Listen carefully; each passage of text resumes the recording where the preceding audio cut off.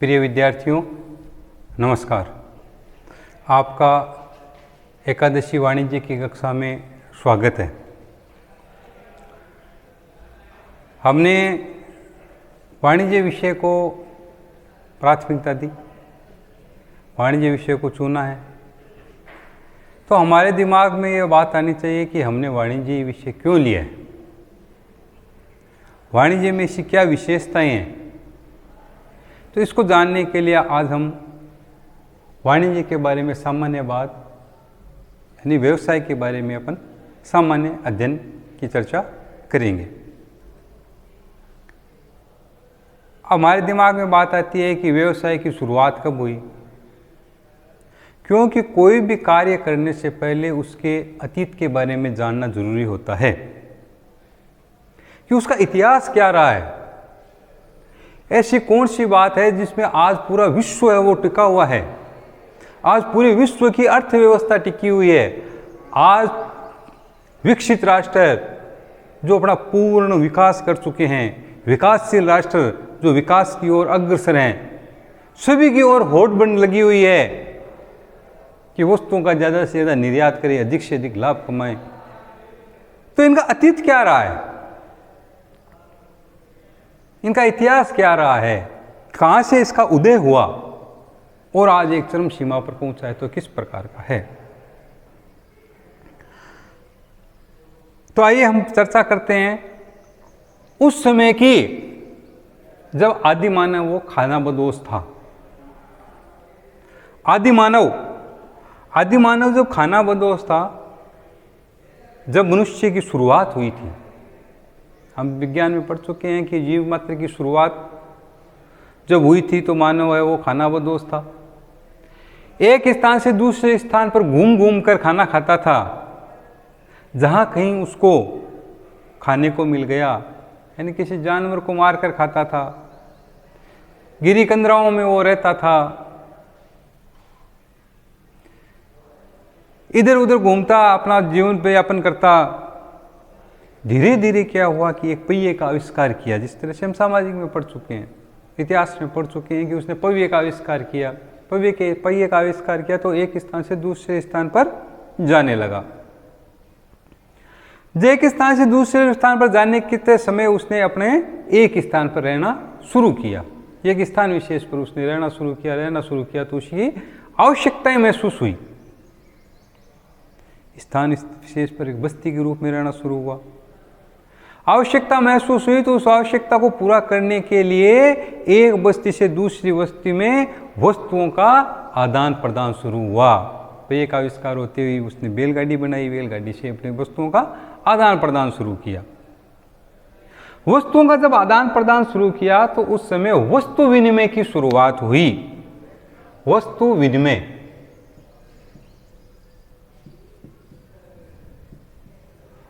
विनिमय यानी एक वस्तु का दूसरी वस्तु के साथ व्यापार करना। एक वस्तु का दूसरी वस्तु के साथ में व्यापार। एक स्थान पर रहना शुरू किया तो उसने जंगलों में अपनी खेती करनी भी शुरू कर दी थी। विभिन्न प्रकार की वस्तुएं इकट्ठी करनी भी शुरू कर दी थी। वस्तु विनिमय का मतलब है कि जिसके पास जो वस्तु, निश्चित है कि जो वस्तु का उत्पादन कम होता है उस वस्तु का मूल्य ज्यादा होता है।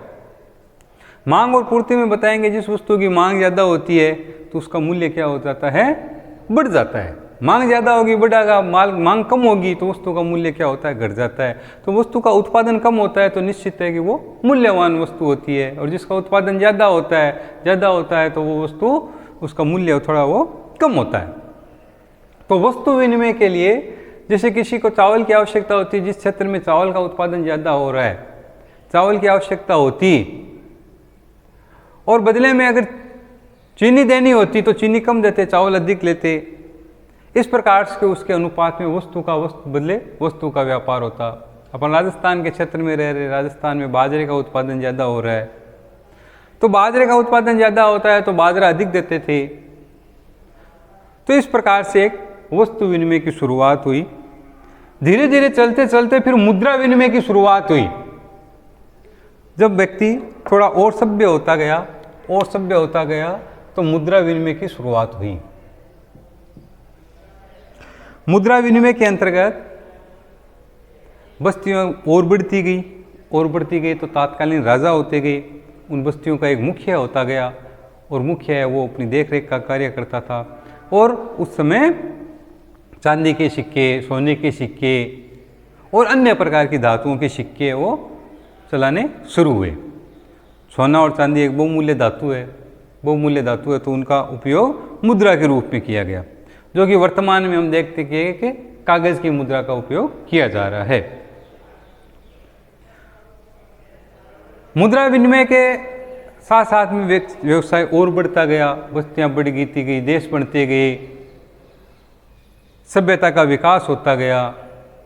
और उस समय राजा का जो कार्य चल रहा था, राजा का जो शासन चलता था, वो व्यवसाय जो करने वाले व्यक्ति थे उनको कर के रूप में, टैक्स के रूप में टैक्स लिया जाता था, और टैक्स लेकर उनका कार्य चलता, यानी जनता का जनता के लिए, जनता के ऊपर। उसी समय भी यही शासन था। व्यवसायों से कर लेते, करके लेकर उसका उस क्षेत्र विशेष का विकास करते, और विकास के लिए आम जनता का उपयोग, लाभ के लिए उपयोग करते थे। एक स्थान से दूसरे स्थान पर जाने के लिए समुद्री मार्ग थे, स्थल मार्ग भी थे, धीरे धीरे उसका विकास होता गया। अब बात हम करते हैं कि उस समय, आज जो मोहनजोदड़ो और हड़प्पा है, अगर हम 8000 वर्ष पूर्व की बात करें कि 8000 वर्ष पूर्व मोहनजोदड़ो और हड़प्पा की खुदाई में जो अवशेष मिले हैं कि व्यापार उस समय चरम सीमा पर था। कब? 8000 वर्ष पूर्व मोहनजोदड़ो और हड़प्पा की खुदाई में जो अवशेष मिले हैं, उन अवशेषों से पता चलता है कि व्यापार है वो एक चरम सीमा पर था। कालीबंगा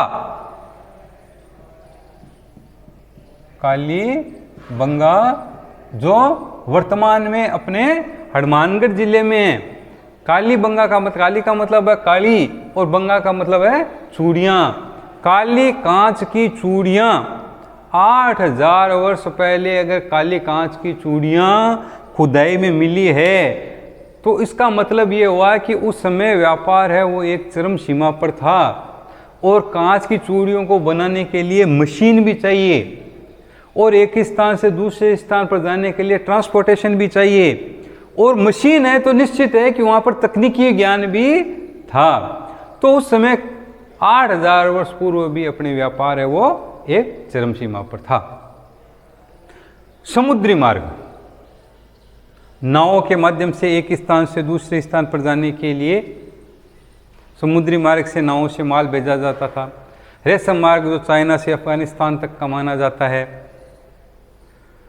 धीरे धीरे और सभ्यता का विकास होता गया, और एक वर्तमान जो है वो वर्तमान जो व्यापार है वो दिखाई दिया। बात करते हैं हम वाणिज्य की, कि वाणिज्य क्या है। वाणिज्य कहने को तो एक छोटा सा शब्द है कि हमने सब्जेक्ट 11th क्लास के होने के कारण हम बार बार में आपको ये कह रहे हैं कि 11th क्लास अपनी एक प्रथम क्लास है। वाणिज्य की हम शुरुआत कर रहे हैं। हम वाणिज्य को ये देख रहे हैं कि वाणिज्य क्या है, व्यवसाय क्या है, हमने वाणिज्य में ऐसा क्या किया है। तो वाणिज्य एक छोटा सा शब्द है, लेकिन वाणिज्य इतना सही शब्द नहीं है। वाणिज्य का मतलब है, वाणिज्य में व्यापार और व्यापार की सहायक क्रियाएं सम्मिलित की जाती है। यहाँ तक कि हम अगर ये कहें कि आज पूरा का पूरा विश्व जो है वो वाणिज्य के ऊपर ही टिका हुआ है, वाणिज्य के अंदर ही समाया हुआ है। पूरा का पूरा विश्व है, जिसमें विकसित राष्ट्र, विकासशील राष्ट्र और अविकसित राष्ट्रों को हम सम्मिलित कर सकते हैं। क्योंकि वर्तमान युग जो है वो स्थानीय स्तर का न रहकर राष्ट्रीय और अंतर्राष्ट्रीय स्तर का हो गया है। आज प्रत्येक देश के अंदर होड़ लगी हुई है व्यापार का क्षेत्र की, व्यापार का क्षेत्र बढ़ाया जाए। एक तो होता है आयात और एक होता है निर्यात। आयात का मतलब होता है किसी देश से वस्तुओं को आयात करना।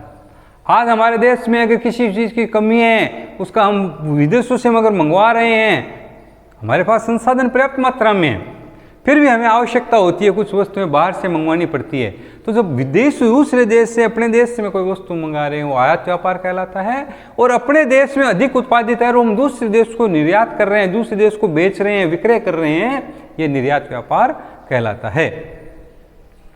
तो प्रत्येक देश की ऐसी होड़ लगी हुई है कि अधिक से अधिक वस्तुओं का निर्यात किया जाए ताकि विदेशी मुद्रा प्राप्त हो, और विदेशी मुद्रा प्राप्त हो वो देश के विकास के अंदर लगाई जाए।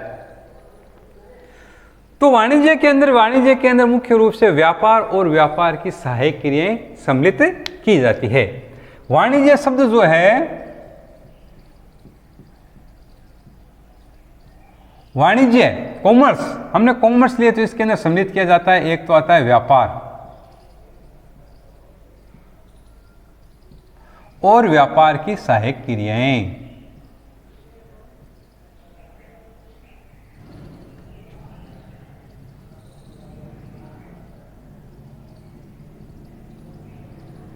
व्यापार की सहायक क्रियाएं।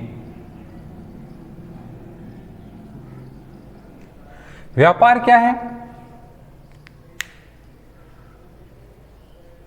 वाणिज्य के अंदर व्यवसाय का सामान्य परिचय है वाणिज्य, व्यापार। व्यापार क्या है? व्यापार जहां वस्तुओं और सेवाओं का क्रय विक्रय किया जाता है। वस्तु विशेष है, किसी भी वस्तु हो सकती है, भौतिक वस्तु जिसे छू सकते हैं, देख सकते हैं, महसूस कर सकते हैं, उन वस्तुओं का व्यापार करना, आदान प्रदान करना, खरीदना बेचना व्यापार है। वस्तु और सेवा, सेवा क्या है? जो बदले में वस्तु नहीं दे रहा है लेकिन आत्मसंतुष्टि महसूस की जा रही है। आज होटल व्यवसाय है, होटल के अंदर हम किसी कमरे में रह रहे हैं तो हमें आत्मसंतुष्टि होती है, उसका मूल्य दिया जा रहा है। पिक्चर देख रहे हैं, दे वस्तु नहीं दे रहा है लेकिन पिक्चर देख रहे हैं, ये सेवा है। तो सेवाएं देना व्यापार। व्यापार के अंदर वस्तुओं और सेवाओं का क्रय विक्रय किया जाता है और बदले में मौद्रिक लाभ या मौद्रिक हानि होती है। मौद्रिक लाभ या मौद्रिक हानि, व्यापार में कोई जरूरी नहीं है कि लाभ भी हो। व्यापार का उद्देश्य लाभ कमाना होता है। व्यापार की स्थापना करना का जो उद्देश्य है वो लाभ कमाना है। लेकिन अगर प्रत्येक क्षेत्र में क्रिया प्रतिक्रिया नहीं हो, अगर एक ही क्षेत्र हो कि जिसके अंदर केवल लाभ ही होता है, तो प्रत्येक व्यक्ति वो लाभ का कार्य करेगा। क्योंकि व्यवसाय के लिए ऐसा कहा जाता है, व्यापार के इसलिए ऐसा कहा जाता है कि व्यापार एक जोखिम का खेल है जिसे प्रत्येक व्यक्ति नहीं खेल सकता है। तो व्यापार के अंदर लाभ के साथ साथ में हानि होने की भी संभावना रहती है। लाभ तो होता ही होता है, अगर व्यापार के अंदर सही ढंग से नहीं किया गया तो हानि होने की भी संभावना रहती है। तो व्यापार क्या है?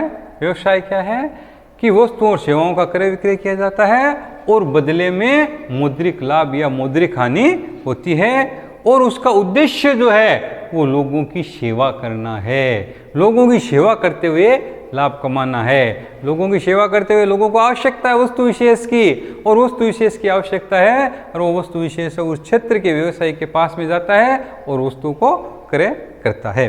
छोटा क्षेत्र है, छोटे क्षेत्र में अगर आम व्यक्ति को अगर रेफ्रिजरेटर की आवश्यकता है, उस क्षेत्र के अंदर रेफ्रिजरेटर की अगर प्रतिष्ठान नहीं है तो उसे दूर से अपना प्रतिष्ठान वस्तु विशेष को खरीदना पड़ता है, रेफ्रिजरेटर को खरीदना पड़ता है, उसके लिए ट्रांसपोर्टेशन महंगा पड़ता है। इसलिए व्यवसाय विशेष है उसको सेवा प्रदान करता है।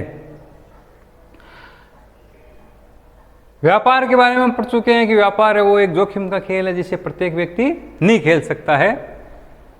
व्यापार के बारे में एक ऐसी प्रक्रिया थी, ऐसी भावना थी कि व्यवसाय है वो एक जन्मजात प्रतिभा है। जब व्यवसाय एक जन्मजात प्रतिभा है, लेकिन वर्तमान में ये जन्मजात प्रतिभा नहीं है। जन्मजात प्रतिभा न होकर एक अर्जित प्रतिभा है। जैसा कि हमने अभी 11वीं क्लास के अंदर हमने अगर वाणिज्य लिया है, वाणिज्य विषय लिया है, तो जो विशिष्ट प्रकार की संस्थाएं हैं, जो वाणिज्य से संबंधित जो संस्थाएं हैं वो मोटिवेट करती है बच्चों को, उनको डेवलपमेंट करती है और जन्म नहीं लेते हैं बल्कि व्यवसाय है वो बनाए भी जाते हैं। तो व्यापार वस्तुओं और सेवाओं का क्रय विक्रय करती है। अब वस्तु और सेवाओं का केवल वस्तुओं और सेवाओं का क्रय विक्रय करना नहीं है, इनको क्रय विक्रय करने के लिए किसकी आवश्यकता होती है? व्यापार में सहायक क्रियाओं की आवश्यकता होती है। उन सहायक क्रियाओं के अंतर्गत आता है अपने बैंक,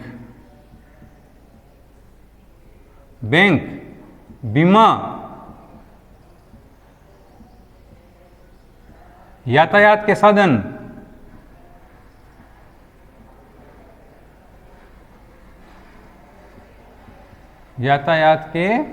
साधन, और गोदाम।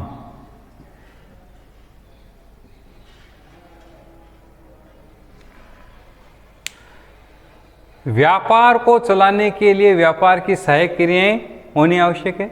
हम सहायक क्रियाओं के बारे में संक्षेप में पढ़ेंगे, इनका विस्तृत रूप है आगे। अभी संक्षेप में हमारे दिमाग में ये होना चाहिए, सामान्य परिचय का मतलब है कि हमारे दिमाग में होना चाहिए कि वाणिज्य क्या है, व्यापार क्या है, जिसका जो कार्य है वो किस प्रकार से किया जाता है। तो व्यापार को चलाने के लिए सबसे पहले आवश्यकता होती है धन की आवश्यकता, और उस धन को बैंक, व्यापार की सहायक क्रिया है बैंक। धन का ट्रांसपोर्टेशन करने के लिए आज छोटे स्तर पर, बड़े स्तर पर उद्योग जो हैं, शहर है, वो शहर क्यों बन गई? आज जो हमारे देश भारतवर्ष में बम्बई है, दिल्ली है, सूरत है, बेंगलोर है, ये शहर बड़े शहर क्यों बन गए?